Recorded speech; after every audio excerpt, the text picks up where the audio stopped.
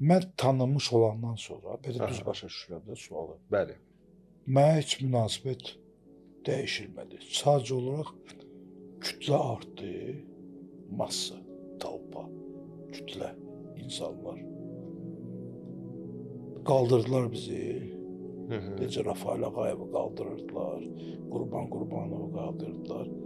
90-cı illər əvvəllərdə bizi qaldırdılar, Paris Bakokavaya.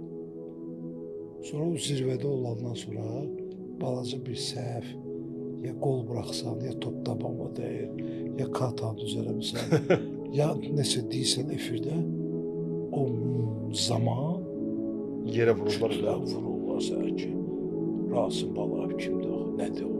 Rasim Balayev deyir, nə olsun, nə oynayım ki, nə sevməyim, Babək deyir. Baba, reklamda çəkilir, bura bax, getdilər, uduzdular ayaqsa.